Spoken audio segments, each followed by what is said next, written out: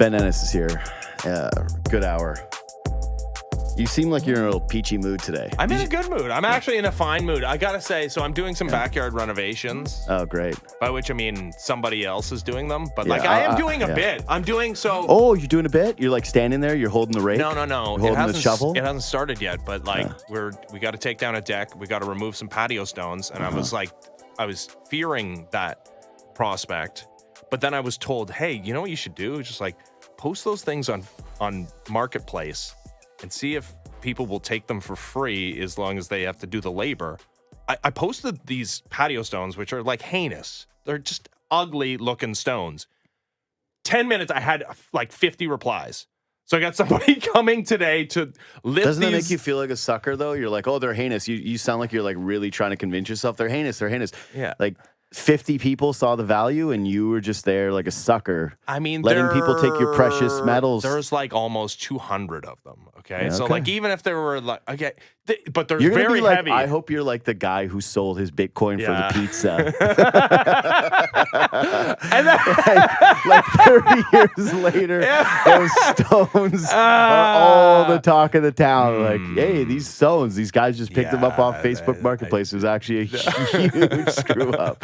Well, and you're just there like, I had a good pizza. I don't know. Honestly, that guy, I don't know how you interact with society again. No. The other guy, there's the Bitcoin stories are, they stay with you because there's nothing like a lost fortune, right? A lost fortune sticks with you. I can't handle regret. Yeah. But do you know about the guy that spends thousands of dollars, every month trying to find a hard drive in a dump? Oh, yes. And there's just a dump somewhere. I'm like, who's to stop me from just showing up? All of a sudden, I'm just digging in the dump. Yeah. If I ever get fired from here, that's actually my backup plan. Hey, whatever happened to that guy, geolocation, that guy's dump. Rumor has it that set up he's my still own at camp. that dump. Yeah, just looking for hard drives. Dude, how disappointing would it be, too? He finds the first hard drive. Yeah. The first, every time he finds a hard drive in that dump, and he's just like, yes!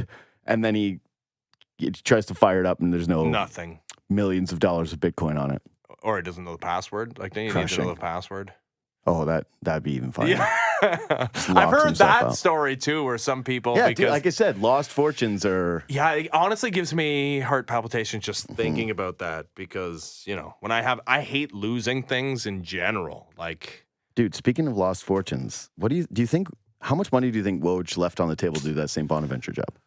It's a good question. So he's obviously making more than $1 million at ESPN, right? Oh, I think that he's making over $5 million at ESPN. Yeah, because he runs. They fired the whole basketball department when he first came in there. Remember? Yeah. He wrote that takedown article. It was like, "Hey, I'm bigger than ESPN." When he was at Yahoo, and then ESPN went, "Oh, we'll hire you. We'll give you all the money." Yeah. And then they had a whole staff of NBA people that he didn't like, and he cleared them out. Yeah. So what's the most he could be making at St. Bonaventure? One? I honestly, I would actually assume it's a little bit more than that, but yeah, I know he. Okay, here's what I would guess. He's taking a pretty significant pay cut. Yeah, and I think he's making a couple of things. A couple of things are part of his evaluation. One is like there's room for upward trajectory here. Like, is there a 0% chance that Woj doesn't one day emerge as an NBA general manager with all his connections? That would be so disingenuous from like his reasoning as to why he's leaving, which is, well, I guess Kyle Dubas, it's just the Kyle Dubas thing. For my family, and then 10 minutes later, you're like, I took this better job. Yeah. No, I can see that. I mean, but yeah, there's also, I'm sure, like, how awesome would it be to not just, like, do the Mitch Marner thing, except, like, you're the general manager of your favorite team, the team you grew up watching, and you control everything, and you get to go to every game, and you're sitting up in the box. Yeah, there's definitely part of that, but you don't think that part of his evaluation of this decision making is also like, okay, I'm just about at the tippy top of my profession. But you also don't see too many guys leave, like, the tippy top of the profession. You think about all the greatest insiders that we've ever seen, they remain in that role for forever. Like, do you think Schefter's leaving? How many guys would leave to work for an organization? I think all of them. All of them. I mean, Schefter also is on the take. That's a general manager job of what I think is his alma mater. Yes. Yeah. St. Bonaventure is, yes. Yeah. So That's a very different, unique thing.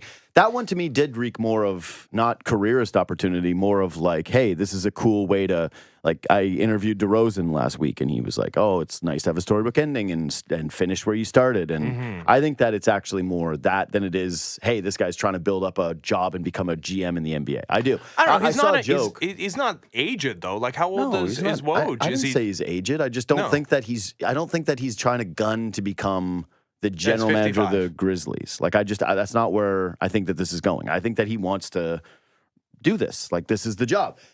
And that's why, I think if he wanted to, if you think about there's guys that have had models that have worked for media that get into front offices. I'm sure that Wojnarowski, if he wanted to. And what did David Kahn do before he was a sports writer, right? Before becoming that's what I'm saying. I don't think that this would be the best direct path for him to do it. I think the best direct path would have been for him to go straight into an NBA front office, and someone would have taken him because he's so well sourced. Like, he would have value in a front office as an AGM. I think that someone would have given him that job.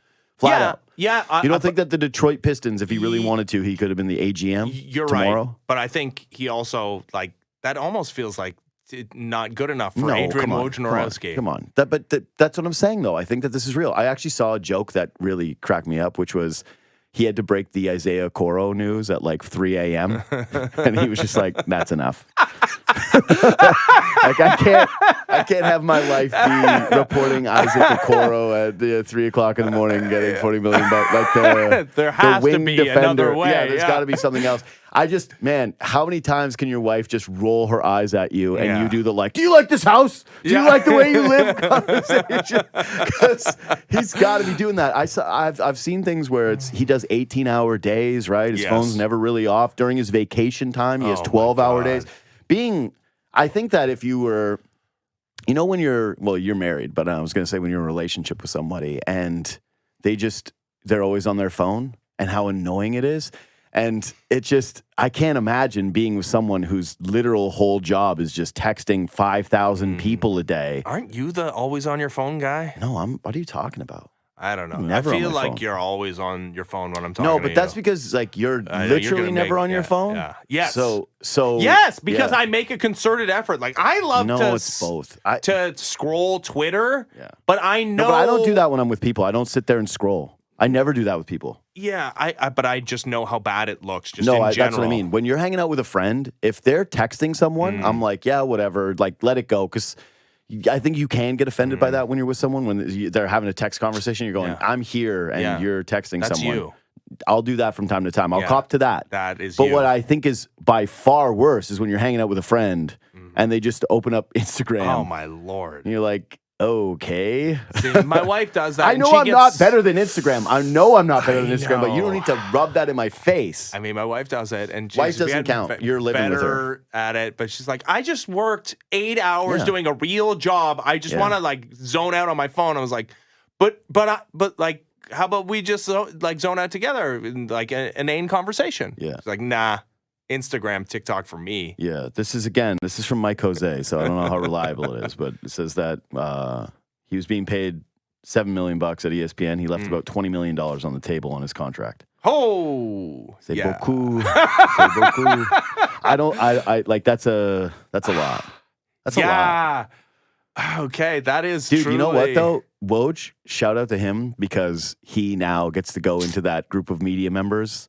Like, which is a very select group that when they criticize athletes for not taking, for taking the most money, that he gets to say, I left 20 million. Like, he can actually relate to an athlete. Sure this guy left more money on the table than Sidney Crosby did in his entire career. Correct. On one contract. And so he should actually be the one that they hire for a week here to criticize Mitch Marner's next contract. Media jobs are all amazing, no question. But yeah, his job must have been a grind. Like that was probably a real, like, no joke grind. Okay, this was my actual take off of it. So that's what the finger thing means? I thought you were tapping into it. You were tapping into it. I thought that meant like wrap it up.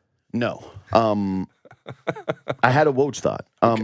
So would you agree that Twitter is changing?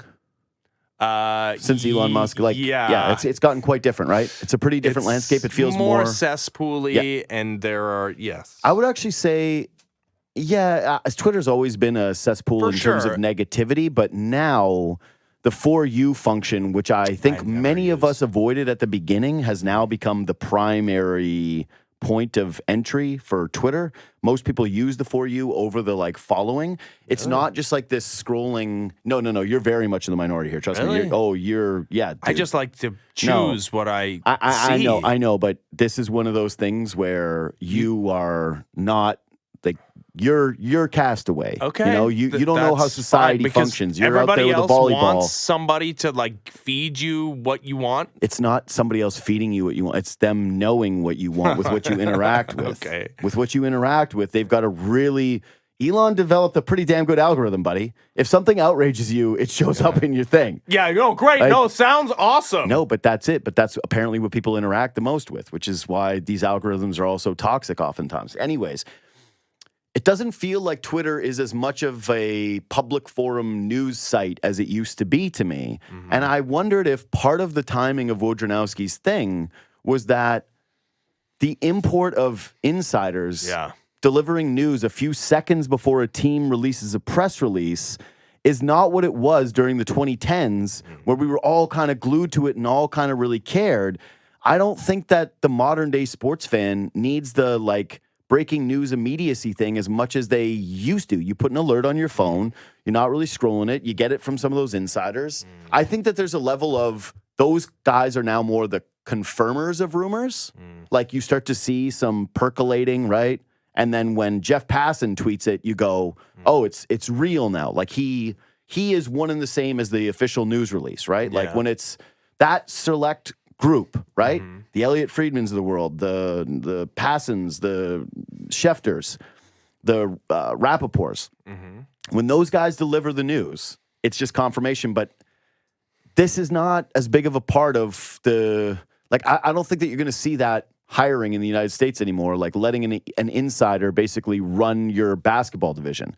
I think we're moving back towards more analysis and opinion than we are news-breaky stuff. Twitter's moment is kind of gone, and thus I don't know if I quite get the connection to Twitter that people are. Well, that's the main spot for the insider. No one's going to the website to see the news. I understand, but when Woj tweets a breaking news element, that's immediately shared, and people do pay attention in that second. I'm saying it's not as big of a part of being a sports fan. I don't feel that. I never care about being who cares? Who could possibly? And no offense to the insiders, but who could possibly care about beating somebody by a couple of seconds? But that's the thing. It really did feel uber competitive. Yeah, it really did feel like we were taking score. Mm-hmm. That there was this immense weight to being the number one insider or one of the top insiders. You don't think we were still doing that though? No, I think we are. But again, we're more looking for their insight and analysis now, where you want to have them on a show and hear kind of what they're thinking. There's a reason 32 Thoughts is so popular. It's because Elliot Friedman can provide you perspective into what he's seeing and saying. Yes. But I don't think that it's Twitter is as important to him anymore. Yeah. Well, I would agree that I find opinion and analysis more entertaining than, the facts. But this is what I'm saying. For a little while, if you looked at Twitter especially, it was kind of the marker of who is where with sports. And now I don't think that is as... You and I have gone through this, man. When we used to have a show together, we would talk about hey, is this an actual critique you have of us, or is this a tweet you read from someone? We put in a measurable amount of import as a sports. I don't want to say this company, every sports media in general, put a lot of weight on Twitter, and I thought Woj's departure kind of marked this trend. It was part of a greater trend, which is that Twitter and sports are not as connected as they once were. And that's why he left $20 million on the table? I just know it, but I think that it's kind of a sign of the times that we're not going to see more of Wojnarowski's get paid. Yeah, there's not the next guy. It's not like Shams is going to get gobbled up by ESPN. I don't think. He is a name, though. That's the thing. He'll probably get gobbled up. Now he's Amazon controls him, too, because he works for a stadium, I think. I'm not saying that the top insiders aren't going to get paid anymore. I'm saying that job is not going to carry the same weight moving forward, and it probably is going to become more names rather than just it always being Woj, Schefter, Fried. You know what I'm saying? That more people have access, or the players themselves, right? That's it. That's going to be part of it too. More players going into break this. The news themselves. We've already seen some of it. Yeah, that you don't need a Woj anymore. I do think it was probably not the motivating factor for Woj, because I didn't say it was the motivating factor. I was like, sign of the times. Yeah, okay. Him reading the writing on the wall too, though, with his career being like, yeah, you know what? I don't want this to continue because this doesn't feel as important to me as it once did. Because it's not. Yeah, you're right. Yeah, it's not as important. I mean, it is. His value did come not in just breaking the news. Like he was part of that report about the Warriors making a play for LeBron, like that type of stuff, like behind the scenes. That one almost felt like, like what? That was the only thing with Woj is sometimes it felt like he could be grasping on the at straws. No, oh, you mean on the take? Yeah, from agents. I mean, every insider is that, right? Yeah, but not Elliot But Friedman, I remember that one specifically being like, yeah, okay, it's just a lot for it to come out at that time, and you need to be a conscious media consumer and understand where this information is coming from for sure. But that's good grist for the mill, and that's like intriguing insight. Like I don't think it's untrue. Like the motivations for that information getting out there, absolutely, right? Like that comes from a source for a reason. But I still think it's like it adds to the discourse, and it's a benefit that Woj used to provide. Okay, I have some J stuff for you, and I also have a Marner thing. So I want to keep the ball moving here, but I want to do this too. Wrap it up. Yeah, wrap it up. Okay, that's enough on this. I don't think people care as much about Woj as this. Okay, I want you to let me know what you think about this. I did this yesterday, but it was at the very end of a 3-hour Leafs media show, so I don't think it really. It didn't even make the podcast. So podcast listeners didn't. Your brain must have been mushed listening to that much Leafs media. Have you recovered? Not really. I actually had a thought about it yesterday where I went, how many hours of my life have been consumed by listening to Brendan Shanahan say nothing? Yeah. It's far too many. But God. Anyways. God, can you imagine like Shanahan doing like a Don Sweeney yesterday like we got from the Bruins? That was kind of fun, but also it was a little bit, he doth protest too much, the Don Sweeney thing. Of course. And he's like, I'm not mad about this. Don't put it in the newspaper that I'm mad. Yeah, it's like, we'll get this done by December 1st. Sure. I was going to say, nothing made me, if I was a Bruins fan, nothing would make me feel worse about where they're at with Swayman than that. Yeah. If he laughs it off and he's like, those guys love to have their fun. Yeah. We know we got a good relationship here. Yeah. Instead, he's just like, spitting up all over I was gonna yourself. Say, he did the Belichick move. Belichick always did that, where he would snap face. Yeah, exactly. Like, I don't really know what's going on with the kids these days, and you're like, it's Belichick playbook 101. And then he kind of stumbled through that answer and got mad, and I went, oh boy, okay, great pub for their pod too. Like, I'd kill for something like that. So great. Now, honestly, the other thing I was thinking about, we're trying to find these personalities amongst the players in the games where we're looking in the wrong places. Like, there are some interesting personalities in front offices here. Yeah, like, of course. Those are the guys. Yeah. Like, let's do an Amazon part of series. Their job is being stoic and not having that happen so that people don't think that it's a maniac. Crazy person. Bad job by them. No, you can't do that. Like, why not? That's so awesome. Everybody keep doing it. Well, I agree, and it used to be more like that. That's why we need Brian Burke back in the front office. Buddy, when the offer sheet happened this year. Yes. For the Oilers, when they got tagged and they lost those players, and people were running clips of Brian Burke ripping low. And I went, I can't believe that was our sports reality. We didn't know how great we had it. Having someone at the top, like at the very tippity top, and then Lowe going like, he got one Stanley Cup and now he won't shut up. And it's like, wow, this is incredible. He's like, Kevin Lowe, I believe, said something along the lines of, I'm kind of embarrassed that I have this job because he has the same job as me. Like publicly. So good. Anyways, back to the thing. I said it yesterday at the very end of the show. So the Raptors unveiled a new jersey. Did you see it yet? Did you look it up? No, you were supposed to send it to me. It was my fault. It was my fault. It really was my fault. Mike, can you grab it for Ben? Actually, whatever. Just go to my Twitter. Yeah, okay. It's on my Twitter, which again is actually super important still. So follow me on Twitter and Instagram. Never mind what I was saying about how it's not the most important spot. Hit me up there. So yeah, you go to my Twitter. It's right there. Anyways, if you haven't seen the jersey, it is on my Twitter at JD Bunkis. Yeah. And I don't love it. I think it's kind of an ugly jersey in general. It reminds me of I remember when I was a little kid and my grandpa bought me a Leafs jersey, but it wasn't a Leafs jersey. It was like the Giant Tiger Leafs jersey. And he was like, I bought you a Leafs jersey. And I was like, well, kind of. Not really, but sure, you made an effort. It's got like that vibe to it. Anyways, the central piece of it is that there is the Raptor is doing the Vince Carter through the legs dunk. And part of it is that it's the Raptors' 30th anniversary, and part of the season they'll be honoring Vince Carter. And I feel some way about it because the Chicago Bulls don't make a Michael Jordan jersey. The Celtics don't make a Larry Bird jersey. The Lakers have not made, a Kobe Bryant jersey. They haven't made a Magic Johnson or a Kareem jersey. Like, this doesn't happen in a league where you've got a jersey for a certain player, and certainly not someone who never won a championship, who went to his high school or his college graduation before he went to a playoff game, an elimination playoff game. Someone who, factually quit on his team and forced to trade for players that, one, didn't even want to play here. I'm kind of over the Vince Carter thing. Like, I'm fine with them remembering him. That's like one element. Being over it, it's quite another to put his iconic moment on a jersey. That's what I'm saying. I don't care that they're honoring him here. I've accepted the fact that they're going to retire his jersey.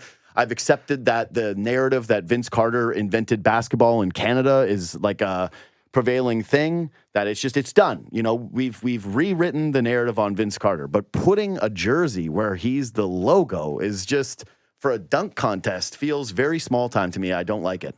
Yeah, no, I hate it. Okay. No, it's heinous. Are we just old dudes like Mike Jose? Are we just old dudes? You're young. Are we just old dudes yelling? I mean, can't and being two things wrong? be true? Yeah, no, not yeah. wrong, we are that, but are we being too much of that right now? No, it's hideous.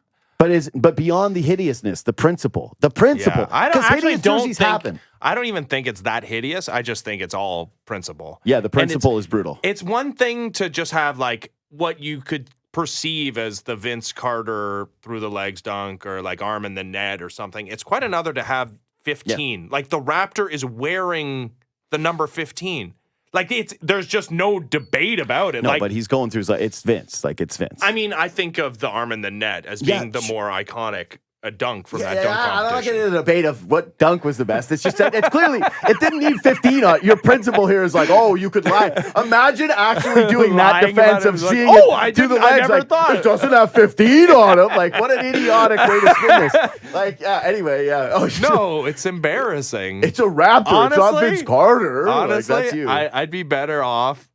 Even though he's an active player and he left after one season, something involving the Raptor with the rim bounce shot, honestly, that's more acceptable than this.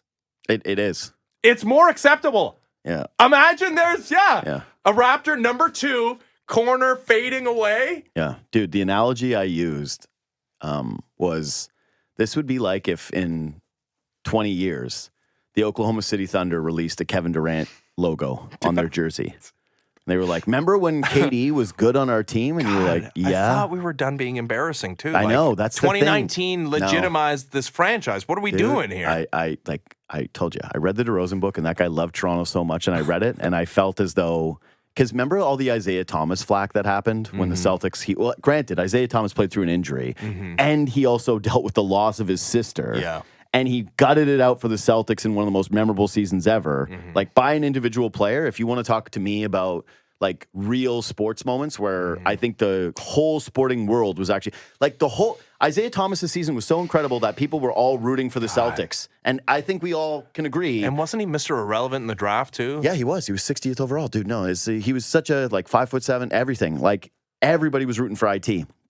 And then they dealt him. In the they were like, yep, we want Kyrie. And then it felt yeah, that's it. And then you go, people went, the Celtics are cursed, the Celtics are this, the Celtics are that, because it didn't work out with Kyrie. Yeah.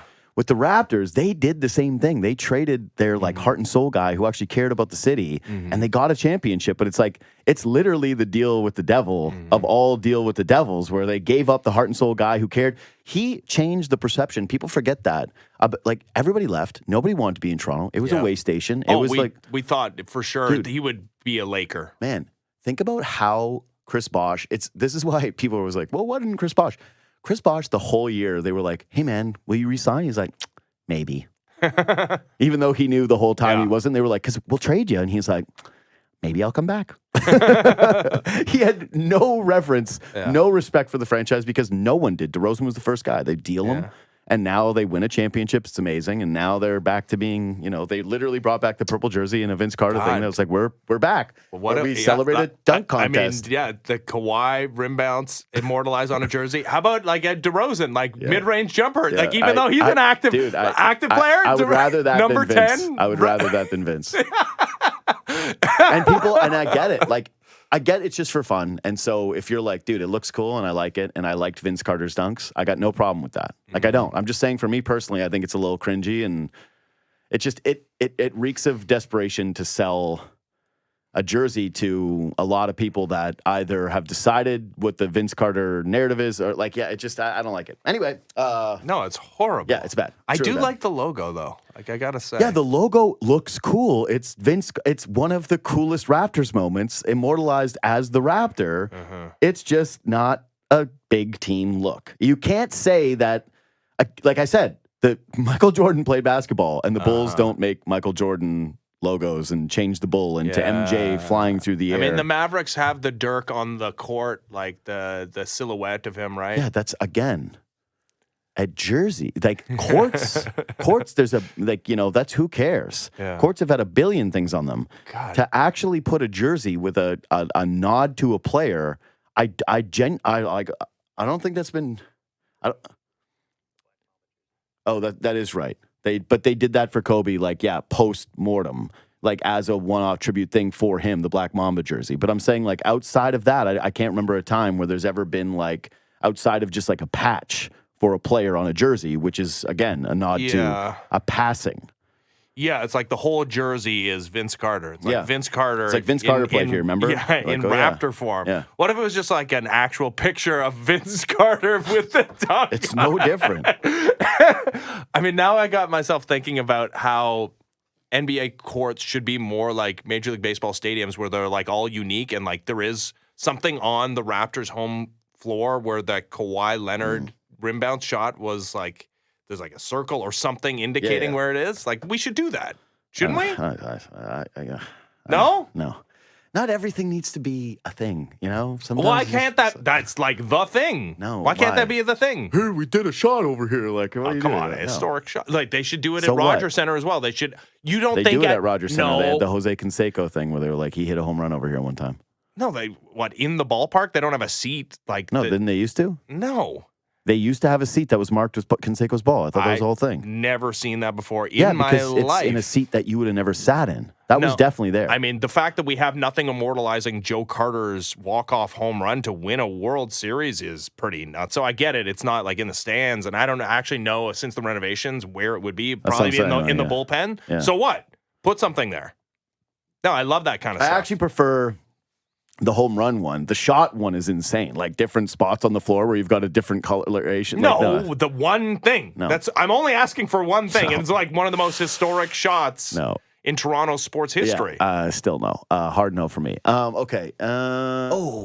Before I do the Blue Jays thing, this is actually how I want to start the show today, but I forgot. I realized that I'm a real casual, a real sports casual fan. People criticize Toronto sports fans for only caring about their team and not paying attention to the rest of the league. And I actually think I make a pretty concerted effort most times to follow the leagues and follow the other storylines. But I was watching baseball yesterday. Last night, I was just watching a lot of baseball. It was one of those nights where I was throwing some bets down, watching a bunch of games, kind of taking it in. There was a good Yankees-Mariners game late. But I'm watching the Tigers. I threw that on because Tarek Skubal's pitching, and that Tarek Skubal is just I always want to watch Tarek Skubal pitch. And they're the Tigers are in the playoff race. They're a game back now. I know. And I went, pardon me? I was completely unaware of what the actual playoff picture was because I'm a casual who was the Jays are out of it. I don't look at the standings anymore. Dude, it's the thing I keep coming back to last week. You're on it. Yeah, I talked to Morosi about it the other day, but Yeah, and they just had a really I'm good a casual series. eyes, like, They Detroit had is- back-to-back series against teams. Well, the Red Sox were in it when they played them, and then the Royals, a good series victory. But it's the most embarrassing thing as a Blue Jays fan. Yeah, that's like, of course.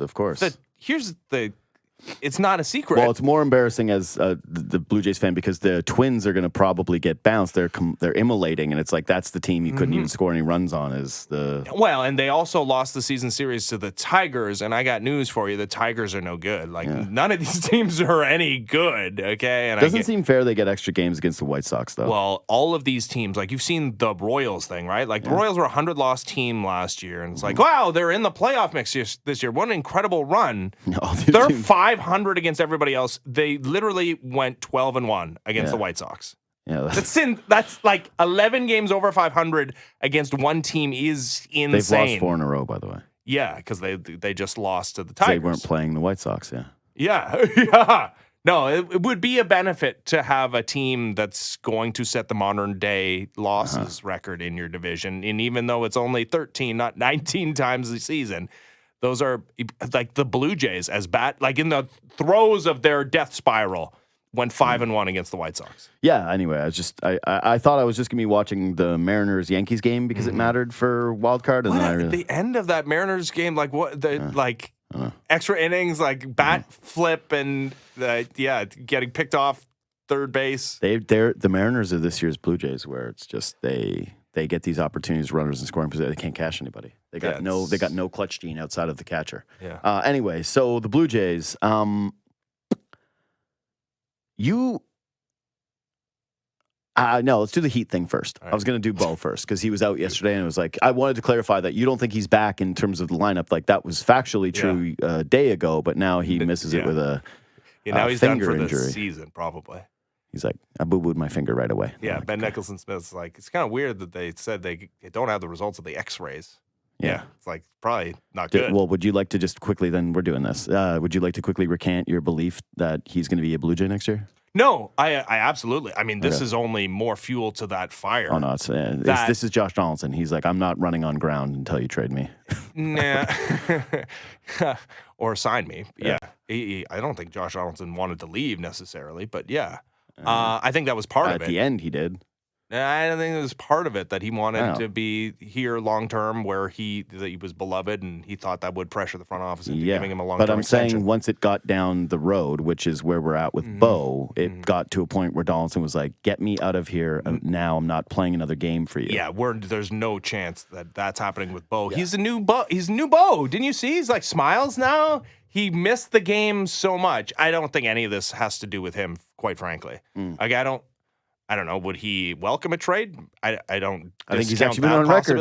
He's like, I want to be a Giant so badly. He sat in that dugout. Also said explicitly, I don't know if this is, you were gone when this happened. Like he had a sit down with Shai Davidi where he said, I saw I want the rest of my career. Like the goal is to play with Vladimir Guerrero Jr. and win a championship here for the rest of my career. But I don't know. The truth probably lies somewhere in the middle. I don't think he's driving the bus. That would be probably the first time an athlete has ever said, like, this is the place I want to be, and then he doesn't stay with them. Okay. I don't think he's driving the bus, though. Yeah. Like, I think this... Has that ever happened before, Mike? Like, Google that. Yeah. Let me see if that's ever happened before in sports where an athlete has said, the goal is to finish my career here. But sorry, go on. No, I don't think he's driving the bus when it comes. Sucker. I don't think he's driving the bus when it comes to the decision making around whether he's going to be a Blue Jay next season. You're driving the bus with your own brain thinking about it. I think if, in fact, it is this front office coming back next year, which I guess is still in flux, but I think the most likely scenario is that nobody gets extensions, that Mark Shapiro runs out the final year of his deal, and if it's successful, he gets an extension. If not, everybody's gone. John Schneider, Ross Atkins, they're all a package deal for one more year. And then it's kind of like it's not the Anthopoulos thing in 2015 because it's infinitely worse. It's way worse because at least Anthopoulos had something. Yeah. There was like, you know what? Yeah. He made reckless moves, according to some, including maybe the people that currently are employed by the Blue Jays. But there was reason, there was like actual facts behind the going out and acquiring the David Price and the Troy Tulowitzki. And that team was a great team hiding in plain sight at 50 and 51. This team stinks, and the path to getting good is hard to envision, but you can't admit that or else you're gone. You're fired.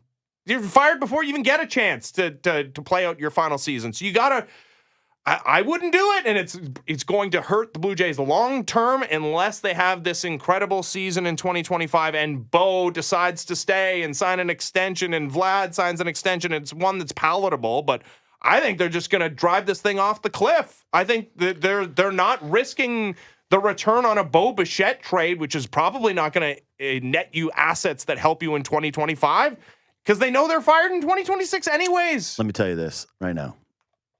I often joke about Moon Jail.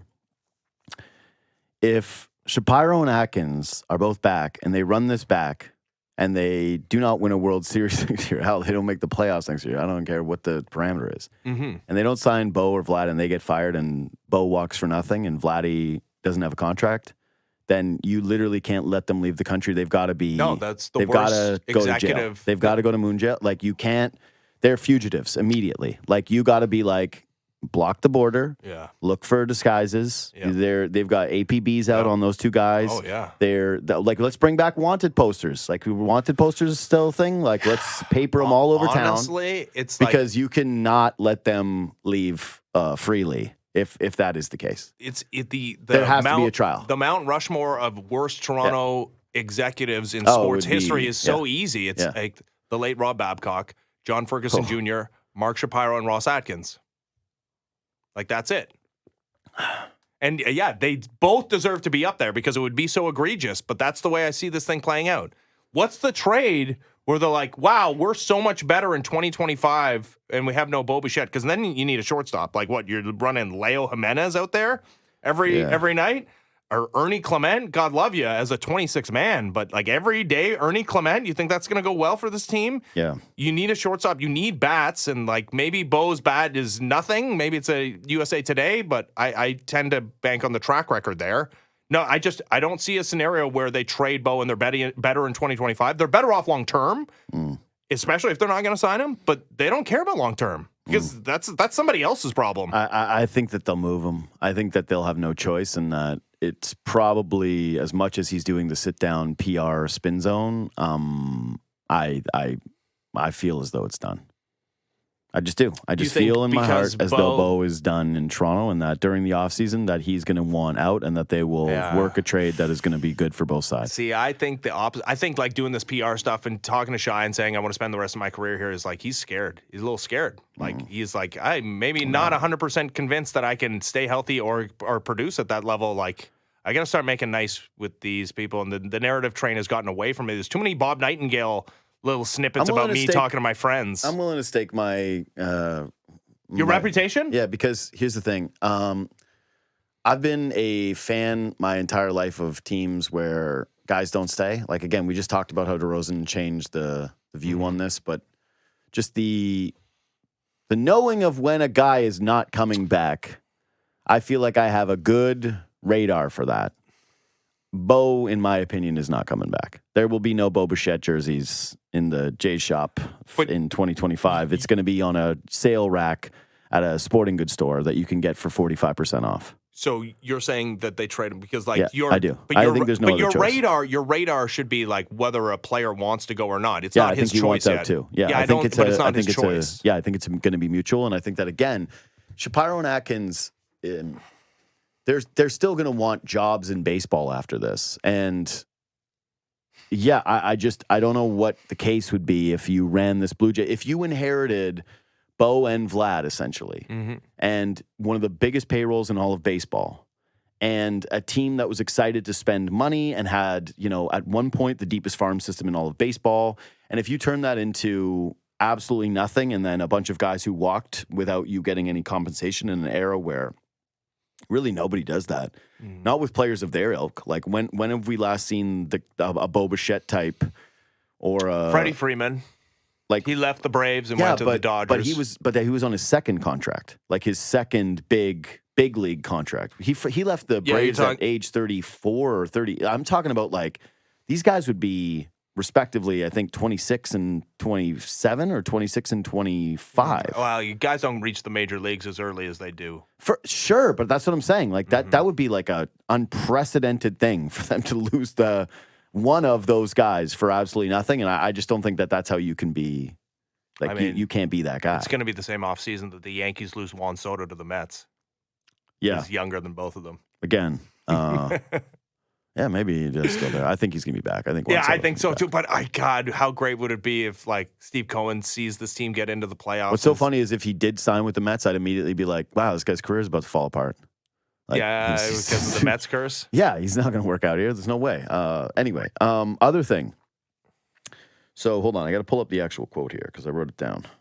I don't have it. I should have put it down in front of me like an actual professional, but hold on, I'm pulling it up as we speak. Okay, Chris Bassett said, quote, fans would be yelling at players a lot more, yelling at general manager. In reference to like his time in New York with the Mets, like what would have happened? Sorry. I don't blame Ross. I sure as heck don't blame Mark Shapiro or manager John Schneider. He said Schneids, but like, yeah, I guess we could have figured out who that was. Player accountability is massive, and I think we have that here. It's just for whatever reason, fans don't want to yell at players. They want to yell at Ross, and I don't know why. Springer backed it up by saying at the end of the day, they're not playing the game. It's my job to get a hit with a guy on second base, not Ross. I don't think there's anybody as frustrated as the guys in his locker room. I think we've all expected to be better. We owe that to the fans, end quote. So my question to you is, are they right? No. Do the fans not blame the players enough? No, they blame the players plenty. The problem is there's a couple of players to blame. George Springer, blame him. And I think like when people cared about this team, remember in the like halcyon days of what, like April, May or whatever? I don't think he was getting cheered. Honestly, I don't think Vlad was getting cheered. There were, coming off of last season, taking heat, dude. Like there were more than a few grumbles, like after another double play or another game where it's like, ground ball. Yeah, there were legit rumblings, and that was when they actually still had a chance to make the playoffs. And who knows if you make the playoffs and win? But no, the players get heat. Like who should get heat? George Springer. Okay, and Bichette, when he was healthy, he was horrible. Yep. Who like, so what? Chris Bassett's having a bad year, maybe the worst of his career. He's like 35. And he's still like passable. Like you're still not devastated when he's on the mound. Like this is the normal aging curve for a pitcher of his skill set, I think. Jose Barrios has been awesome. Kevin Gossman has had a down year, but he had the injury concerns, and he's been better recently. He's, again, passable, right? Like, this is a guy that has a pretty strong track record. Has not been abysmal. Dalton Varsho was Dalton Varsho.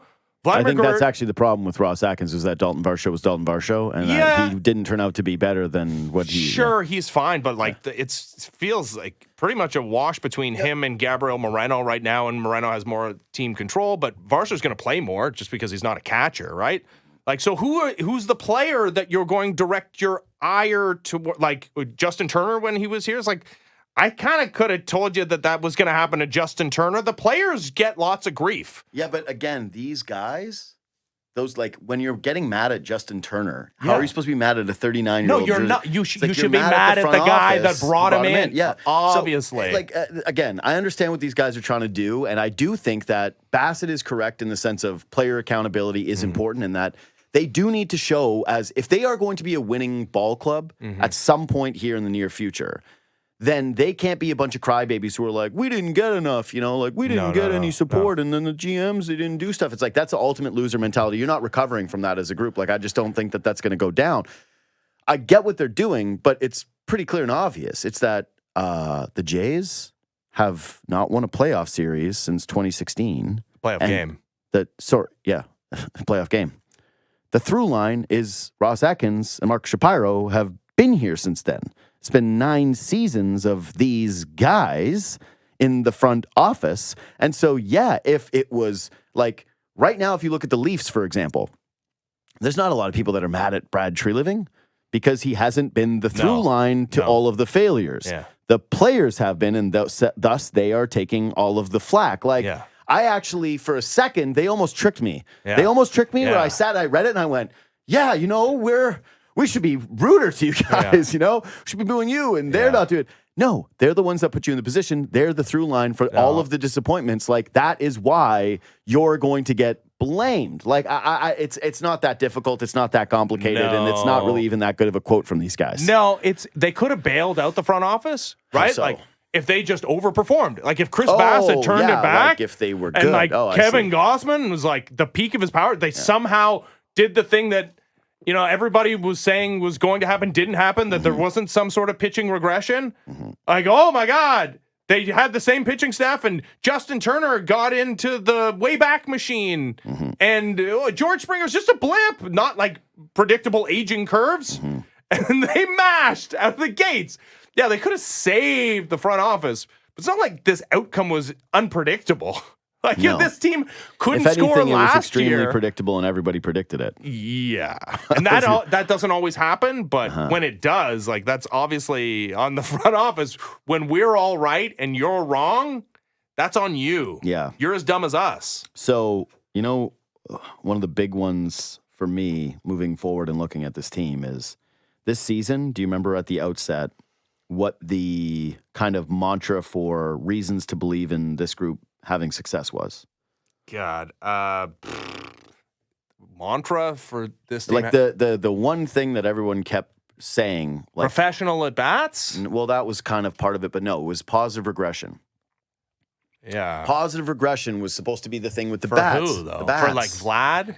No, well, Vlad it actually did work out for because his OPS is 936 as of today. But it was supposed to be like it was everybody else. It was Alejandro Kirk. Don't worry, like there's gonna be a lot of positive regression. Oh, Bichette had a down year the year before. He'll have some positive regression.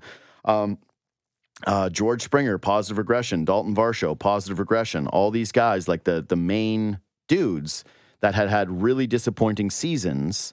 It was supposed to be that they were going to turn it around, but in reality, George Springer has a 686 OPS. Yeah, we know what he is now. Yeah, Bichette had the worst season of his career, and yes, injuries, but still, he's going to finish with an OPS under 600 if he doesn't play another game. No, and he salvaged his 2022 season, but he had gone beyond the 2022 season before. Like, he was worse for longer than he was in 2022. Alejandro Kirk, despite. I still feel like when I watch him, he feels way more dangerous now. But at the end of it, it's like his OPS is going to finish at 662. His OPS plus is 90. Dalton Varsho, again, who I think had a good year, like a very good year. From a hitting standpoint, the positive regression just resulted in the league average offensive player. Yeah. Yeah, he has OPS plus of 100, I think. Yeah. And his OPS plus is 98. But so close. He was almost there. That's why I made the face. Anyway. I was like, that's one of those things where if you're a Varsho defender, you round up, and if you're a Varsho detractor, he's you're less than league average. Yeah, it's like he is. He's just league average. Anyways, my point is that now after this entire full season of getting a look at it, like you can't sell positive regression on any of these bats. No. Bo. Yeah, for sure. But he's, like I said, I don't think he's on the team next year. And then you go, okay, well, the pitching staff that we all brought up and said, hey, they're likely to have negative regression did. And now they're a year older with a ton of mileage on the main three arms that you're leaning on. It's just like, you know what? No bullpen. Pretty bleak. Yeah, no bullpen. Yeah. Anyway, we'll do that on a different show. Anyways, subscribe to this podcast. Follow me on Twitter and Instagram at JD Bunkis. You can also follow Ben at Sportsnet Ben. Yeah, I was going to say, I was getting it wrong. I was like, did you change it yet? Or no, you're just going to keep it there forever. Please leave a 5-star review if you can, and we will see you tomorrow for a preview of week 3.